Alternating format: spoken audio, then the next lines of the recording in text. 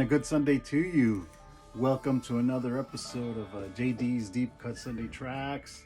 Again, where we will be discussing, talking about, and sharing, obscure bands that, are no longer with us, fell through the cracks, kind of faded out a little bit.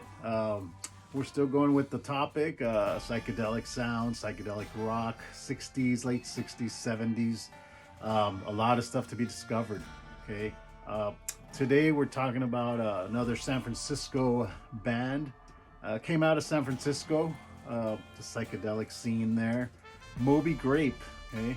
I'm sure we always read about this band, Moby Grape. They never had a big hit on the radio. At least I don't remember. Not that I lived that era, but radio and stuff. You never hear the big hit from Moby Grape. They had a lot of potential. They had a lot of stints. Started in '66, I believe. Their debut album, which is this one, came out in '67. Columbia Records. Great album. Really, really good album. Okay. I think they shot off about 3 or 4 singles, but none of them really charted. High end in the charts. Check out the cover, the original cover where the bird, you can see the bird there by what's his name? I think that was Don Stevenson, the drummer. Drummers and their antics, right? Drummers are famous for their antics, or it always seems to be the drummer. There's a saying, I can't remember how it goes, but something about the drummer. I'm sure you've heard. I just can't remember off the top of my head. But yeah, Columbia and another label, I can't remember which one had a bidding war for this album, but Columbia won. This is the first pressing here. This album is described as a psychedelic rock with some power pop, country, bluesy genre as well in there. A lot of great songs on this album. My favorite on this album is 805's good. Sitting by the Window, that's a really good song. It's kind of slow, slow tempo there. Hey Grandma is a famous one. Kind of a fast-paced, song there. Couple stories. Jerry Miller, the lead guitar player, I believe came out of he went to school in the University of Washington, Seattle.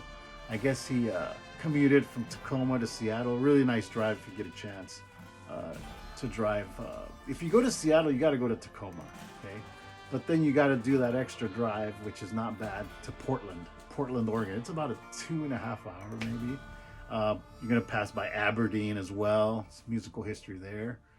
Didn't get a chance to go because it was kind of inland. But the drive is beautiful. A lot of pines and green. A lot of really cool landscapes there.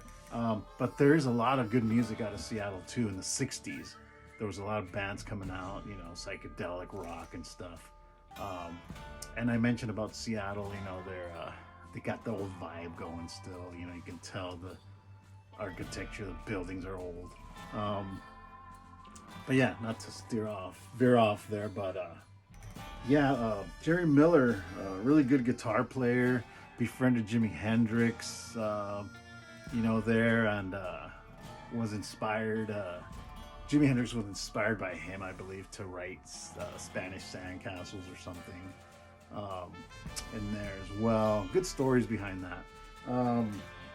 And then there's another member, Bob Mosley. Bob Mosley was from San Diego. Okay, went to high school here. The bass player, and I guess Peter Lewis saw him on the side of the road, and this is when there was the lawsuit going that they couldn't carry on with the name. But they won the lawsuit, so they could keep going with the name Moby Grape. So they were trying to get all the band members back together. And, rare occurrence, I guess he saw him on the side of the road and picked them up, helped them out, helped him get back on his feet, Bob Mosley, and they got the band back. You know, this was in the 90s, I believe, but really cool story behind that as well. But yeah, Bob Mosley was from San Diego, and then he relocated to San Francisco. That's where he met the rest of the band, to get Moby Grape going. But I think their peak was also, you know, late 60s, 67 to like 70. And then they kind of had a hiatus, came back in like 73, lasted a couple years, and then went back into hiatus, and then came back in the 80s. So they've had a lot of stints. But it's a great band. It's a really, really good band. Check out their debut. You know, debuts for some reason always seem to be great records. You know, for some bands. Not that the other stuff's bad, but this was right in the psychedelic era, you know. This is cool. Direction, San Francisco. A lot of cool little things they used to put on albums back in the day, you know.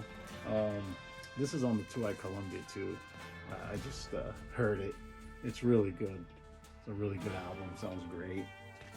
But check out Moby Grape, the debut. And I'll put the link to the song Sitting by the Window, which is a great one. 805 is pretty good. I think Bruce Springsteen did a cover of that. But yeah, read up on this band. You know, read up on this band because they're definitely part of that psychedelic movement. You know, Country Joe and the Fish. You know, all those Van Richie Havens. You know, all these great bands. Canned Heat was coming out. You know, great band here. Because I don't think that'll ever get replicated again with some type of genre coming out. Okay. All right. So welcome VC. I hope you're liking some of my videos there. Shout out to the VC community there. Okay. Hope you're all doing well. Hope you're keeping safe and keep spinning that vinyl and keep discovering old and obscure bands from the 60s and 70s. All right, I'll see you on the next one.